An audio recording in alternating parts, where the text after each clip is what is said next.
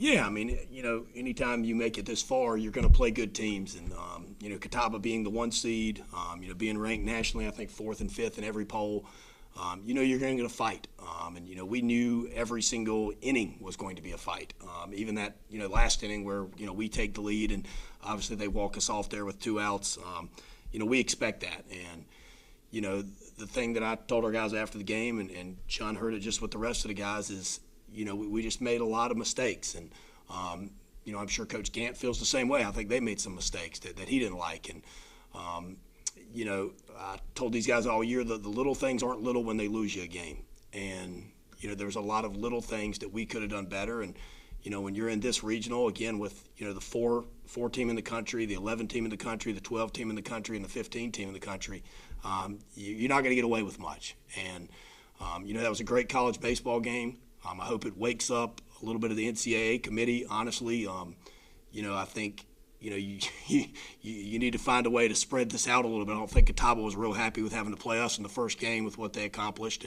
And, honestly, selfishly, a little bit of that game, I want the Peach Belt to get more respect. I feel like the RAC committee doesn't like us for whatever reason. And, as a league, I'm not saying Lander, and I want us to gain respect. And, I told our guys that, we're coming up here to earn respect for our league.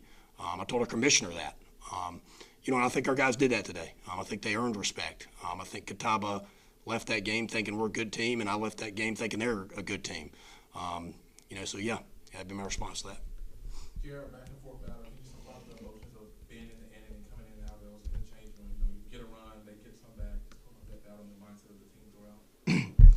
Yeah, I mean, we knew it was going to be a dogfight going into it, and kind of piggybacking off of what Burke said. They're a great team and historically a great program, and we knew it was going to be a dogfight back and forth. It's tough. You get all amped up. You get an opportunity to kind of send a message early, and I felt like we were in a good spot. But at the end of the day, baseballs you sometimes, and nobody's going to feel sorry for us tomorrow. When we show up, so we got to be ready to go. Gary, you came into this program from the Food and Cookman. It's your first year at Lander. Coming into a program that has been itching to get onto the national platform.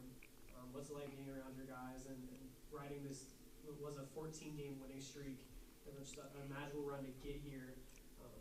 What has that been like? It's awesome. I tell people, I joke with people all the time. They pick at me. I say I love being a Bearcat. Every single day, this group, and they make it easy, and especially with the staff, it's a lot of fun, man. So we just gotta, like I said earlier, just get some good sleep tonight and try and hold on to it for a little bit longer. Speaking of this week, Coach, you're right back at it tomorrow in the elimination game. What's the next few hours look like for recovery and be back? It was a hot one today. Some was also umpires, things like that. Just a lot of recovery. Yeah, I mean, rest, food, making sure that our bodies get some rest from a position player standpoint, making sure that the pitchers understand that, hey, some other guys got to be ready tomorrow. Tyler Bowen is a really good closer and a very good arm, one of the best arms literally in the Southeast as far as velocity-wise goes. And, he won't be available tomorrow. It's 50-something pitches, and, somebody else is going to step up in that spot versus a really good team. No matter who we get out of this game tonight, to piggyback Chun, they're not going to feel sorry for us. They're going to be ready to win and itching to beat us and continue their season and play another game. And, tonight's just, getting some food, rest, and recovery. Coach, the last time you guys lost a game, you guys went on a 14-game winning streak to win a conference title, regular season, and a tournament. For both of you, what with this team you think can lead you guys to making it to Cary despite losing this first game? Yeah, I think it's how together we are. It's odd.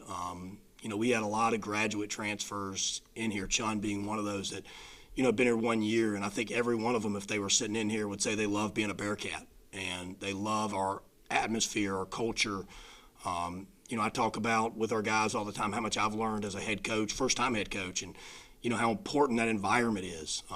If you've got a crappy environment, your players are not going to perform well, and our environment is the polar opposite of that. And I give a lot of credit to my coaching staff for that, but I also give an immense amount of credit to Chun, to Wick, to Grant, to Jagger, to Dom.